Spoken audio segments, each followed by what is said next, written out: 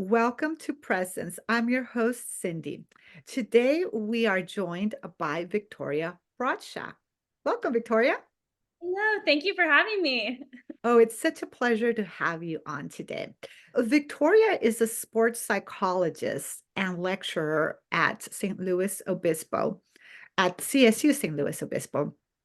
And today we're going to learn a little bit about her work, her interests, and a few other surprises. So, Victoria, tell us a little bit more about yourself. Interesting question. I feel like whenever I get asked this question, I don't know where to start. And I feel like the natural tendency is to go back on my academic journey and how I got to where I am today. I think that's a question that a lot of people are usually pretty fascinated in is like, how did you get from point A, a 17-year-old that didn't know what they wanted to do, to point B, where you are now? And so I went to a really small school called Willamette in Salem, Oregon, so in the Pacific Northwest, and I played 4 years of softball there. I had played softball since I was probably 5 years old. My older sister did it, and I wanted to be just like my older sister, so I started playing softball and pursued that all the way through college and had some good experiences in college with softball and had some really awful experiences in Mm, college with softball. And by my senior year, it was something that just didn't bring me joy anymore. It transitioned to something that felt like a job and something that I had mm, to go do every day versus something that I wanted to go do every single day. On top of that, I really struggled with confidence at that time, like belief in my abilities and belief in my ability to be successful in that sport. And I had a coach that didn't create an environment that was super conducive to fostering confidence. And so mhm. that was really hard when you're already struggling with confidence and then you're not in an environment that's trying to foster that positive reinforcement and that encouragement and that thriving atmosphere is what I like to call it. I'm I going to borrow that Yeah, term from you. yeah. Thriving atmosphere. I really like it. Yes, there's actually some really interesting research. I can share it with you if you want that looks at because specifically in North American culture, we've seen this large emphasis in sport on creating fear-based environments, right? And trying to get results based on negative reinforcement and belittling and shaming. And we see that so much in our culture. And there's actually research that's looked at thriving environments and how can coaches create thriving environments and what does that do to performance, and pretty consistently it finds that it yields better performance results but better well-being results, which I think is Mm, fascinating, right? So not only are you getting better performance out of your athletes, but you're also setting them up to have a better psychological well-being, which who wouldn't want to do that? So absolutely. I stole that term from that research. I don't want to coin it as my own term, but yeah, I really pulled that from that research of like, how can we create a thriving atmosphere where athletes feel like both of those things are being supported, right? Their performance and their psychological well-being. So I was not in an environment that created that thriving atmosphere. And I was also heavily tied to my athletic identity at that Mm, time. It it felt like that was the largest part of me at that point in my life. It's something that I dedicated 13, 14 years to. And you get to college, and it can be really easy to kind of pigeonhole yourself into that single identity. Like I was a student, obviously, but at mhm. that time, that athletic identity was really prominent for me. So that's really hard when you're making mistakes and you're failing, which happens in sport, right? Especially softball. Softball is a sport of a lot of mistakes and a lot of failure. And because I had such a strong athletic identity, those failures didn't just feel like a failure in my sport, they felt like a failure as a person, which is Oh. really hard on your self-worth when you're Mhm. failing in sport and you're not able to kind of compartment that, and it kind of bleeds out into all of the areas of your life and impacts your self-worth. And so I was really struggling as a senior in college with softball. And at that time I was pursuing psychology. So that was my undergraduate degree, was psychology. I always knew that psychology was something that I was extremely passionate about, but I also knew that clinical psychology was not something that I wanted to pursue. And at that point, as a 21-year-old, that felt like the only option. Like, you get your degree in psychology, and then what's the normal next step? You go and get your degree in clinical psychology. And that just never really resonated with me. It's not something that I got super excited about when I thought about my future. And so I started to do some research to find out, like, what is next for me at this point, especially as a senior in college. You're getting questions from everyone asking what's next for you, where are you going, what are you going to do with this degree? And I honestly just kind of stumbled upon sports psychology. So I'd never heard of it before. We didn't have a sports psychologist or a mental performance consultant when I was a collegiate athlete. So I'd never been exposed to it as an athlete. It sounds like a crazy story, but I went to Google and I literally typed in sport and psychology. And then this wonderful thing popped up. And I started to kind of look into it and try to understand what exactly it was. And after looking into it, I realized that it was something that would allow me to bridge my passion for sports, because I wasn't ready to give up sports yet, with my passion for psychology. And so it really felt like a win-win that I got to pursue two extremely important passions of mine. So I ended up applying to some master's programs, got into a master's program for sport and performance psychology, and was fortunate enough to do a multitude of internships during my master's program, where I got to get a lot of hands-on work with performers and with athletes. I think those internships are so important because you get to see, is this something that I really want to do? And is this something that I feel like I could be good at?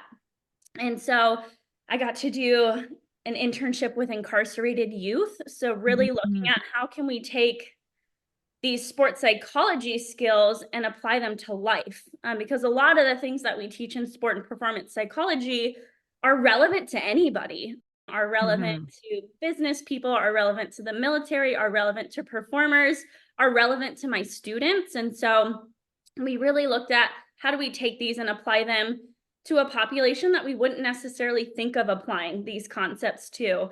And then I got to work with a summer camp. So kids came for a sports summer camp, and we got to kind of expose them to sports psychology at a really young age, which again, I think is so fascinating that they're being exposed to these strategies and then these techniques and these incredible things that can help with their performance. A high school women's basketball team, a college volleyball team. So I got to have an array of experiences, and I learned a lot about myself through those internships, and I made a lot of mistakes in those internships. We all make mistakes, even Right. past the internships, even at the highest level of Yes, all organizations, we all make mistakes.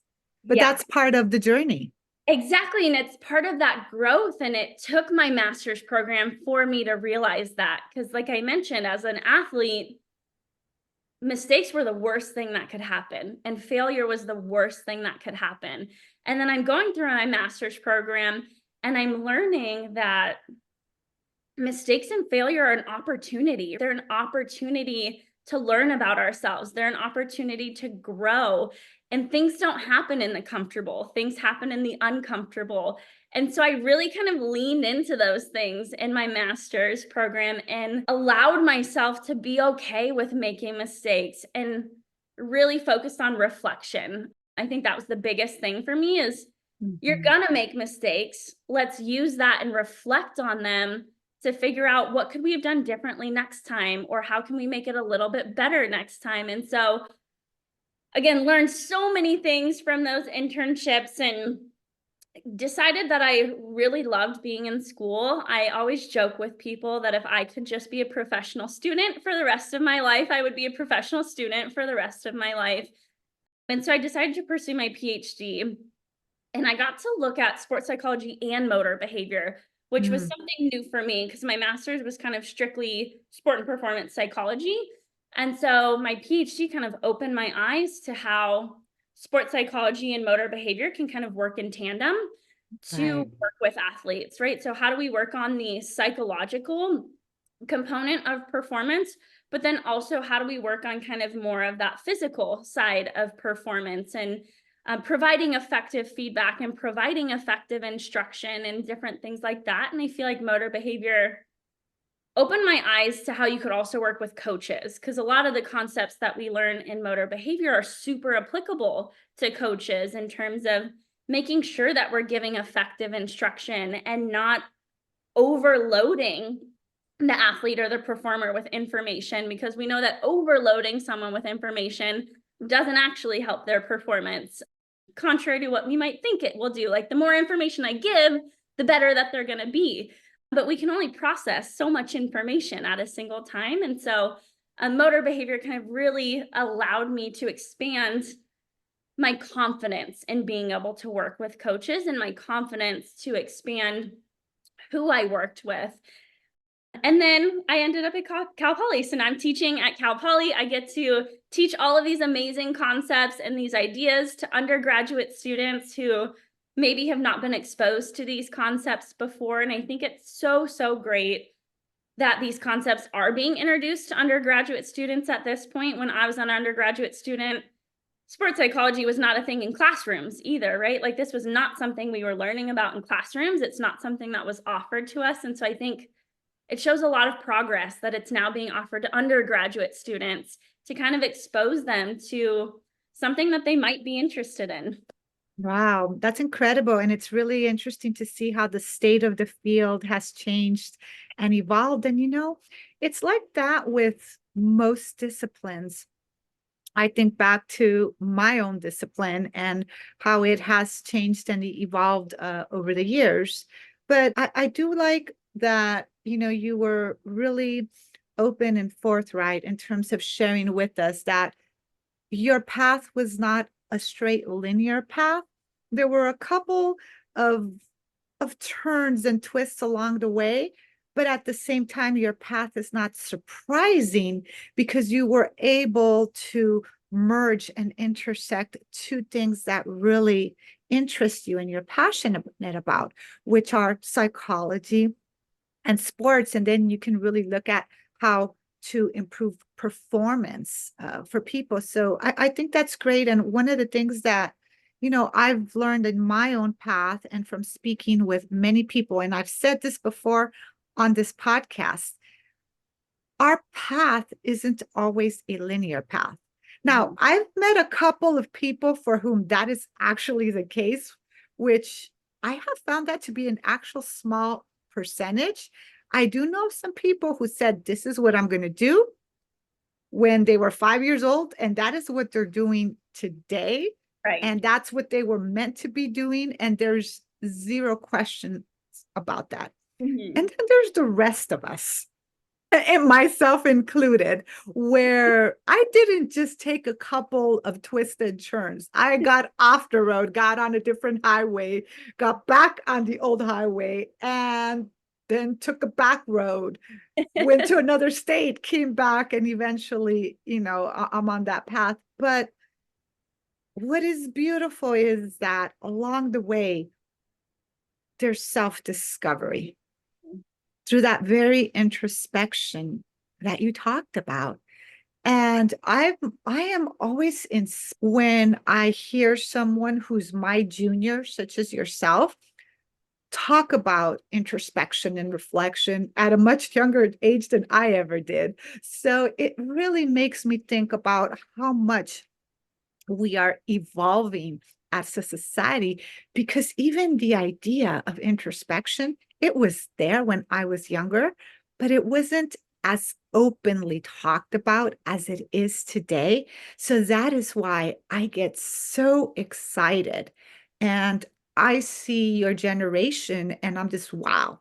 Wow. I wish I would have, had that introspection, had that courage. It's took me, I want to say, an extra decade to get there, but that's okay. That's been part of my journey. Like, your journey's been yours. Yeah. And you know what? I love that you bring up the point that journeys are not always linear. And it's so fascinating. I just talked to a student yesterday about that kind of same concept. They were interviewing me for a school project. And one of the questions they asked me was, if you had advice for an undergraduate student who's currently pursuing different careers, what would that advice be? And one of the first things I said was to let go of any expectations of what you think it's supposed to look like. Because I know Mhm. when I was an undergraduate student, I kind of really did have an expectation or like a timeline, like societally, this is what things are supposed to look like. And Mhm. this is how things are supposed to progress. And once I let go of that expectation and that timeline, I was able to search out things that I was really passionate about. And I was able to do it in a way that felt right for me. And it's also interesting because when you do that, sometimes life can surprise you a little bit. So, pursuing a PhD was never something that was originally on my radar. So, if you had asked me as a 21-year-old undergraduate student if I'd be getting a PhD, that was not something that I even fathomed at that point in my life. And then 6 years later, there I was pursuing a PhD. And then, even then, when I was pursuing my PhD, I really pursued it because I wanted, one, to expand my knowledge, to continue to learn more things about the field that I was in, and to get the chance to kind of open up more opportunities for myself. And typically, not always, but typically, when you're pursuing a PhD, the assumption is that you do want to go into academia, right? That's kind of the assumption most of the time when you're pursuing a PhD. And I went into my PhD not wanting to teach. I was really interested in doing applied work and working with athletes and being out on the field and having those conversations. And I felt very concrete in that. Like, I was like, this is my future. It's locked in, and that's what I want to do. And then during my PhD program, you had to teach. And that was kind of the trade-off in most PhD programs. That's kind of the trade-off, right? Like, they pay for your tuition and you teach in the program. And that was really my first experience with teaching, was pursuing my PhD and teaching undergraduate students. My first semester, I was a little hesitant. Like, I still don't feel like this is my calling. I still don't feel like this is something that I really want to do. And then I started to realize how rewarding it is to see Mhm. undergraduate students find that passion and find that fire in the thing that you're teaching, and to be that person that helped them find that passion and that fire. And that's honestly what's continued to drive me as a professor and an instructor, is to see the students in my classes get excited about this information and talk about the fact that they've never heard of sports psychology before, and now it's something that they might want to pursue or they might be interested in looking into. And it's interesting to reflect back at 4 years ago. I never thought I would be a teacher because it's not something that I ever thought I wanted to do. And now I just find so much fulfillment every single day in being a teacher, which is something to be really grateful for, to have a job that brings you fulfillment and fills your cup every single day. And I'm not saying that there's not challenges, and I'm not saying that there's not moments where I feel like an imposter, because sometimes I absolutely do feel like an imposter, especially being very new out of a PhD program and being a really young college professor and a really young instructor. Sometimes it can feel like I don't belong there, or that I didn't earn the place that I was in. And so I deal with those moments of self-doubt and do I belong here? But that's overshadowed by those moments of fulfillment and those moments where you see that spark. It's an incredible feeling. Nice. I love it. And, and just to share with you, I never thought I was going to pursue a PhD either. It was never on my radar. It happened along the way. I actually double majored in international relations and economics. Okay. So I believed that I was going to have one of two paths. I was either going to be in the foreign service because of the international relations, or I was going to be in corporate finance. Okay. That was it. I was pretty sure that was what I was going to do. I also did my undergraduate work back east, where when we did presentations, we did it in a suit. We did not, we did not dress casually. So I came from a background that was very much so business focused and very serious and production focused.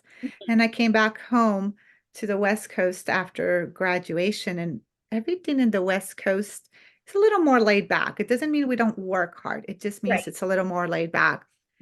And I worked in finance for a couple of years and I liked it. I was good at it. I enjoyed it. And there came a point where the company I used to work for did a hostile takeover of an auction house. And I was sent there as part of the transition team. And I was young at the time. I was in my, what was it, late 20s, mid late 20, like mid late 20s. So I was part of the team. And all of a sudden, I started to look at art and thought, wow, this is amazing. This is so much fun. I think I'm going to take a class on the history of art to understand more about that aspect of this auction house because the business aspect made sense to me as someone who came from a financial background. So I took one class and then another and then another, and I already had a bachelor's. So did it make sense to get a bachelor's degree? I said, well, you know Right. what? I can just get a master's, and if I find a way to integrate, you know, the finance with the history of art, great. If not, I've had a lot of fun doing it. That's how it started off for me. Mhm. Next thing I know, I'm in the middle of the master's program, and we had a last minute part-time faculty not be able to teach a class. So I was called into the chair's office and said, Cindy, will you teach this class? And it wasn't even as an assistant, as just full-fledged, part-time faculty for one semester only, just to be clear. But I hadn't even completed the master's yet. So Mhm. that was a little bit unusual. And I said yes. And I was wondering, what did I get myself into? What do I know about teaching? And like you, I enjoyed it and Mhm. found it very rewarding. And then I really became interested in the material aspect of the history of art and looking at social history, material culture, the movement of people across borders and how that affects culture and art. And next thing I know, I'm heading off to a doctoral program. And that's how my journey to that happened, but it wasn't necessarily something planned. And I hadn't shared that before on the podcast, by the way. I'm sharing it just because you also shared that it was not something that you had intended to do. So that was my path into academia. And like you, I found a lot of fulfillment in the different roles I've had within academia. Just to share something quickly with you, I once taught at a place that had a lot of underprivileged people who were going to college, but they came from a very difficult background. It was in a difficult part of town.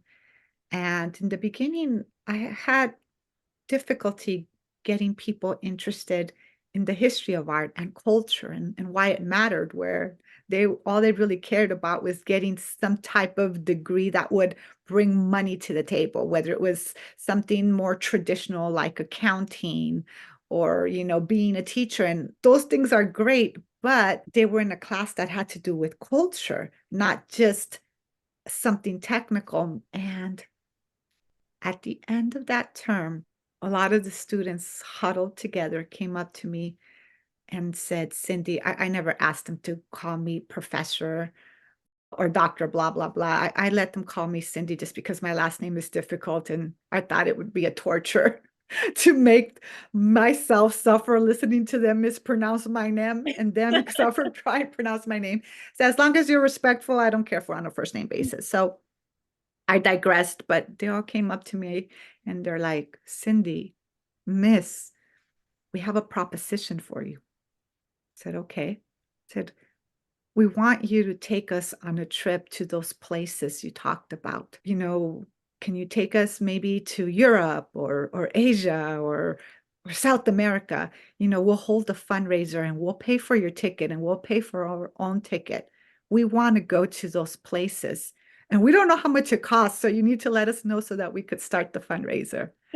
And in that moment, I was humbled because I had students in the beginning who had zero interest in taking a class that was a requirement, a general education requirement, to genuinely being interested in conversations around culture, around art, around heritage, and so forth. And you never know how not only you can transform somebody's life, but who you are and your general interest and care in people can get them interested in a subject matter that they may be taking. One, they may be taking it because they really do care and are interested, or two, because they're fulfilling a requirement and think, okay, it'll take care of my XYZ requirement. Right. You get a combination of everything. So when you have those moments come up, it's humbling and it makes you think, yes, I'm doing the right thing.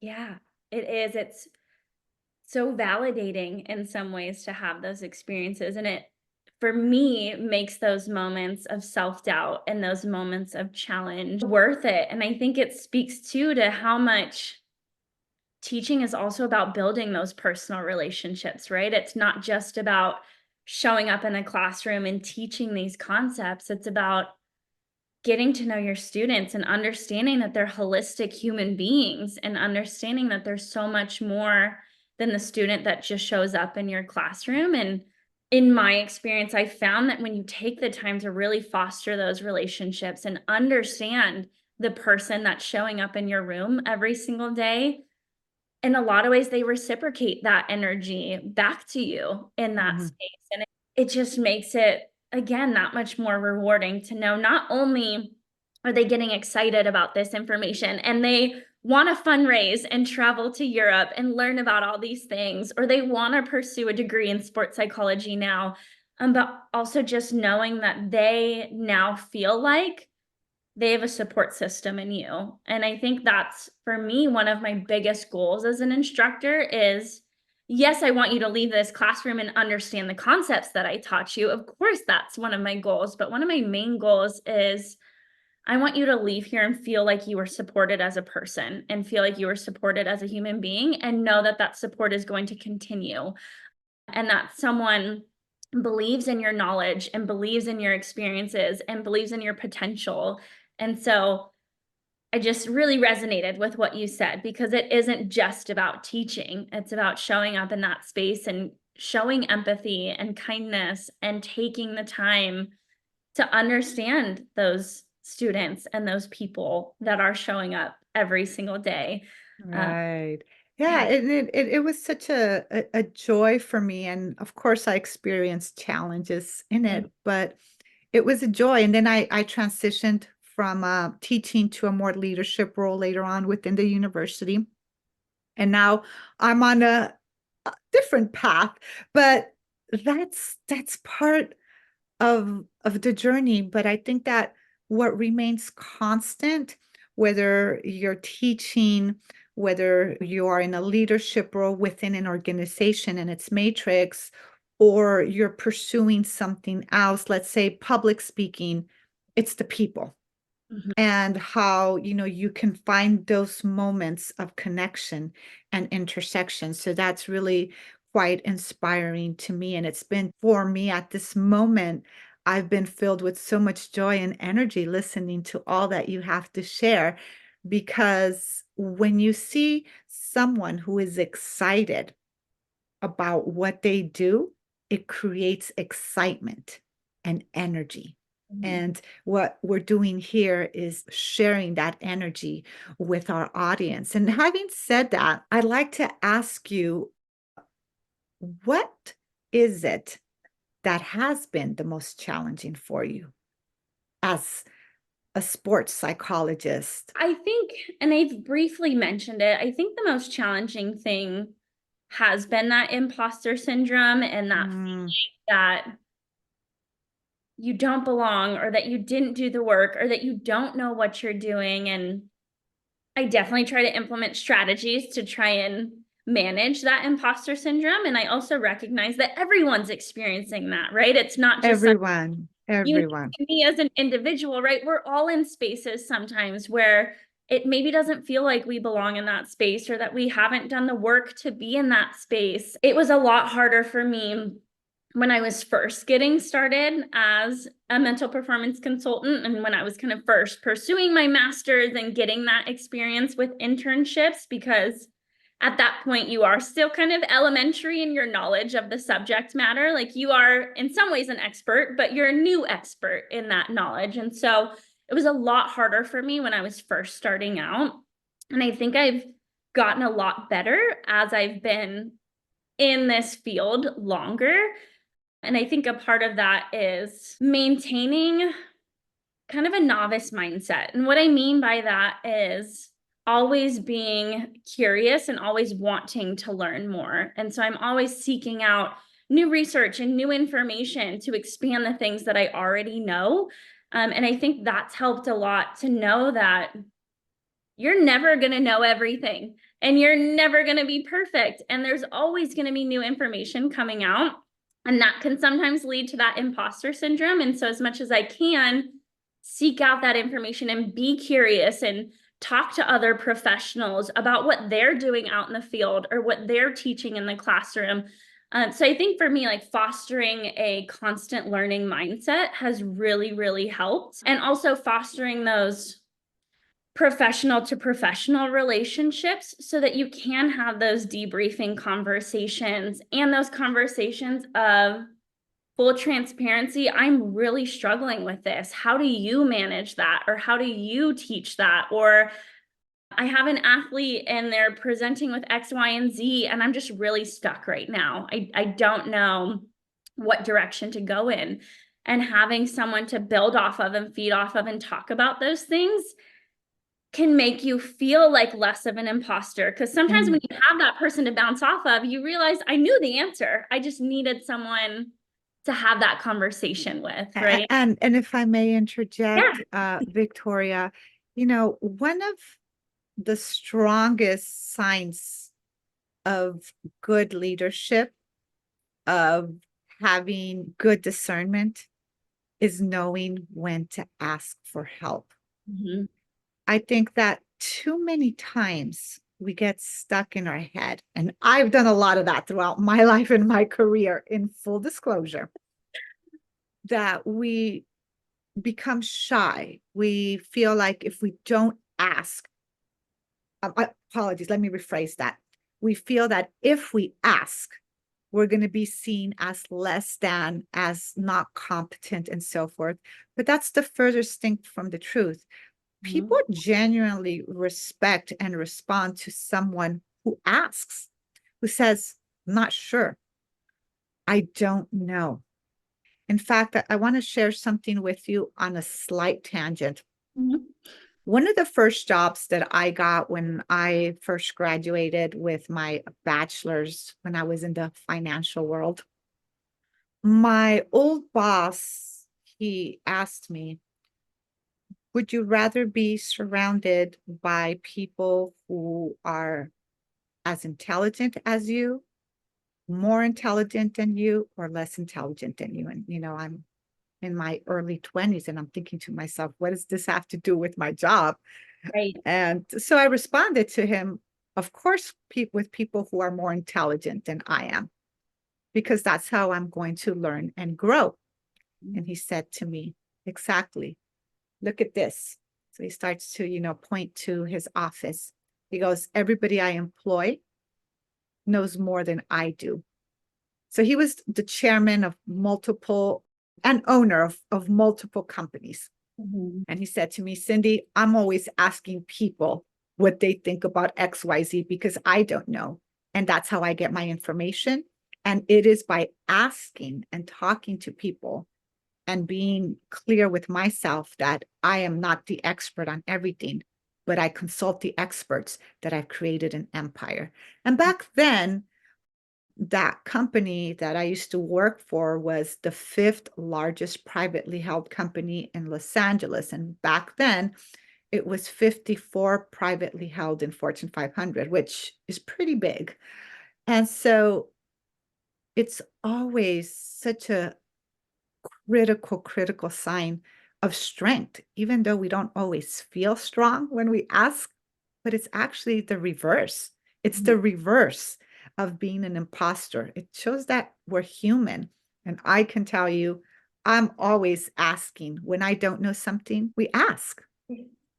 Yeah, and that exact mindset is something that I try to instill in myself, but also something that I try to instill in the students that I teach, the athletes that I work with, the clients that I work with, because I think sometimes our ego can get in the way a little bit, right? Like we're afraid to admit we don't know something, or we're afraid to admit that we might need to look into something a little bit deeper because maybe that's an indication that we're not smart enough, or maybe that's an indication that we don't belong in that Mhm. space.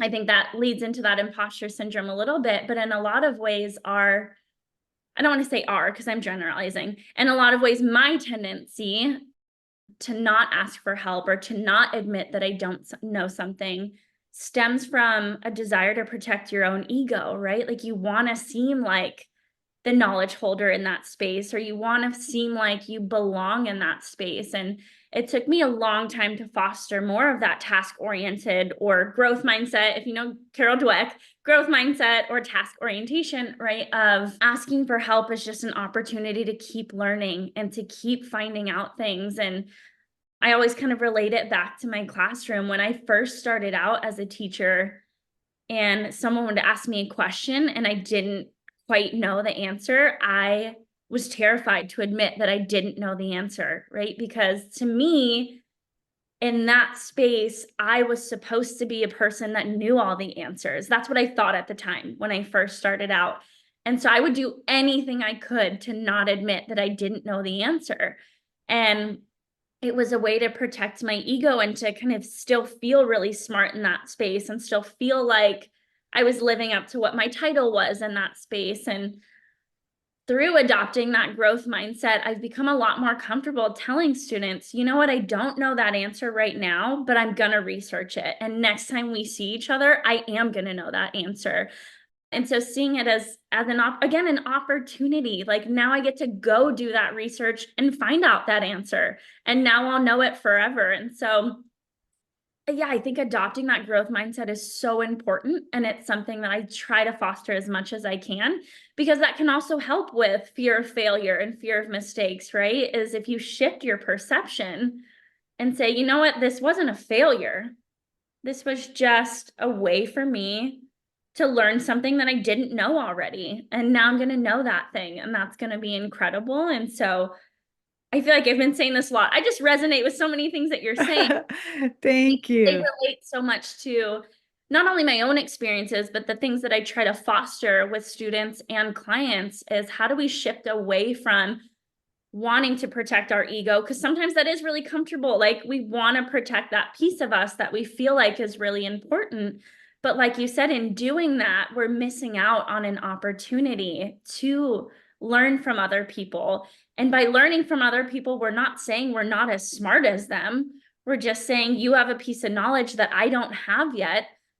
And having that knowledge is going to make my understanding much more holistic. And so Mm. that's what I try and remember is I really like how you talk about approaching your practice as both a professor and a coach and a consultant in a very holistic way, because I've noticed a very precise shift, I want to say, over the last 20 years, where there is more of an emphasis on taking this holistic approach. And I think that that's really the way of the future. I mean, even as you shared your own story saying, when you were an undergraduate, you didn't have classes on sports psychology. You didn't have that type of atmosphere that supported you in those moments where you were struggling, on a mental and emotional level, and not because you couldn't. It's just that you were not given the tools. And what we're noticing is that society's waking up. We need to provide tools for people to deal with different things, with dealing with falling up and learning how to get up, with understanding how to be more resilient, with understanding that, hey, we're not perfect. And I think that the way that, you're taking psychology and marrying it with sports performance, it's fascinating because I didn't know that that was such a big thing. So I'm learning so much from you as well. So thank you. And with that said, I met you, Victoria, for our audience that doesn't know, because we're part of a TEDx cohort. And, we're going to be giving a TEDx talk in San Luis Obispo. And you are one of the speakers as well as I. So, as I've been saying repetitively in other interviews, we can't tell you what her whole talk is about because, that's why you need to go to the event. However, she's going to give us a teaser. Can you just give us a little teaser? Yeah, I would love to. Yes, I'm going to do my best not to spoil the whole thing because I get excited when I start talking about this TEDx event. But I tend to come at everything through a sports lens just because that was my background as an athlete. That's now my background in terms of my profession. And so I'm definitely approaching the theme from that more sports minded background. And I'm really going to dive further into my own story as an athlete. So I kind of gave you surface level my experiences as a collegiate athlete. And so I'm really going to dive into those experiences and what happens when we potentially lose determination and motivation. And then I'm actually going to talk about a specific strategy that we can use when it feels like we don't have that determination anymore, when it feels like that motivation is wavering a little bit. So I am very excited to share that strategy with everyone. It's really my hope to kind of leave everyone with something tangible that they can use in their own lives if they ever find them in a similar situation to the one that I was in as an athlete, because I hope that a lot of people will be able to relate to the experiences that I had as a collegiate athlete, if they were an athlete or not, right? That's the cool thing about the story is yes, it was specific to my sporting experiences, but I think that experience is pretty consistent across the board, regardless of kind of the arena or the sphere that it happened in. I'm very, very excited, for your talk. I'm really, really looking forward to it. So, before we end our time today, I want to ask you something a little more personal. Tell us something fun about you that most people wouldn't know.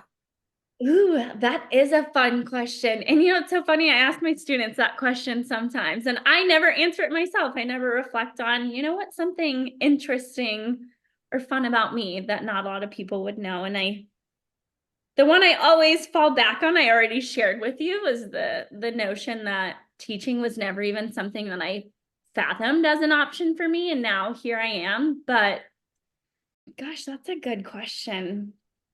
I need a second to think. I would say that a fun fact about me is, and this might not be fun to everyone, but I think it's a really cool fun fact, is so me and my fiance went to Florence last spring break and we got to learn how to make pasta from scratch. So I now Oh, know how to wow. make pasta from scratch. I feel like that's a really cool thing to know. It's a fabulous thing to know, and that's bragging rights to learn for those of us in the US Yes. for whom making pasta from scratch is not part of our family background. Mhm. Learning to do it and knowing how to do it, that's Yes. fun. I will admit it makes eating the pasta so much more enjoyable because the Nice. work that goes into making pasta from scratch is pretty incredible. And so when you see something from start to finish, you see it to fruition, it almost makes that end goal or that end moment that much more enjoyable. So it was probably the best pasta I've had. Not to toot our own horn, but it was very cool. Nice, nice. I love it. I love it. Victoria, thank you so much for your generosity of time, for sharing yourself with us. And to our audience, if there was something that stood out for you, make a comment. Let us know what you thought and share with your friends and remember to subscribe. Thank you.